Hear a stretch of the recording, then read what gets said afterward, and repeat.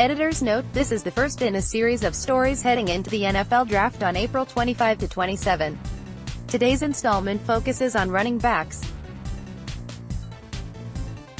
The low point for running back prospects came in the 2013-14 classes, when not one ball carrier was selected in the first round of the NFL Draft in either year. Since then, the tide has turned, with at least one runner being selected among the top 10 picks. It reached a high point last year when Saquon Barkley was selected by the New York Giants at No. 2, becoming the first running back to be drafted so high since Reggie Bush was the second player off the board in 2006. This year might present a reversal of fortune. With no elite running backs in the class, only Alabama's Josh Jacobs is considered a bona fide first-round selection, and he isn't expected to be picked until after the Pittsburgh Steelers take their turn at No. 20, but a lack of quality at the top doesn't necessarily translate into a lack of quantity. There's not a Saquon Barkley, who was just so rare, not a Leonard Fournette in terms of some of those guys that have been picked way high. NFL Network analyst Daniel Jeremiah said, "I love Jacobs. To me, he's the one guy the first would feel great about turning in the card in the first round. After that, though, there's a lot of depth once you get in that second and third round range." Former NFL running back Maurice Jones-Drew, a three-time 1,000-yard rusher, recently compiled his list of top prospects as part of his analyst role with NFL.com. Jones-Drew placed only Jacobs and Alabama teammate Damian Harris's Day 1 starters. But in his next category, which he titled System Players, Jones-Drew mentioned 20 prospects, from Penn State's Miles Sanders to Slippery Rock's Wes Hills.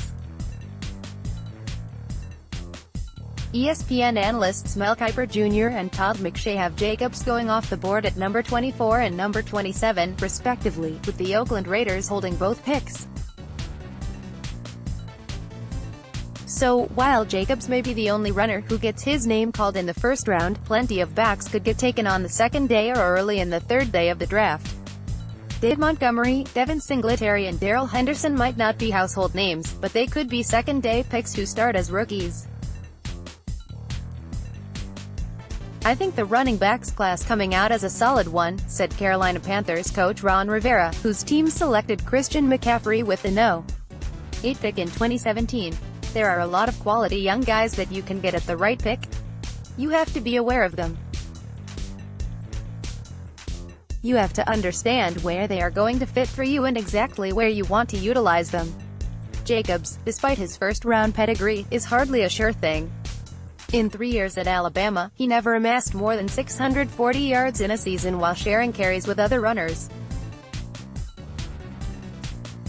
In 2018, it was Harris who led the Crimson Tide with 876 yards rushing. "The one thing about Josh Jacobs is you don't want to be a defender in the open field when he has the ball in his hands," said Kansas City Chiefs general manager Brett Veach, whose team is in the market for a running back after releasing Kareem Hunt last year. "He's not the biggest guy, not the fastest guy, but I think his ability to generate yards after contact is really amazing. He's an exciting player to watch, and, Harris, he's really good, too. He has a little bit more speed. I think, again, ending up with either of those two players would be a plus for any team." With more NFL teams taking a committee approach to the position, perhaps it's no surprise colleges are doing the same with their running backs. Or it's a case of running backs having to wait their turn to play, much like Sanders did until Barkley departed for the NFL last year. If a guy has the traits to play the position, whether they came out of a committee system or had a lot of carries, I don't think it's going to have a whole lot of weight. Los Angeles Chargers general manager Tom Telesco said at the NFL Combine. "Obviously, if there's a running back that played 4 years and had 300 carries a year, you may do a little more work to make sure that guy is going to be durable enough to handle it for 4 or 5 years at this level.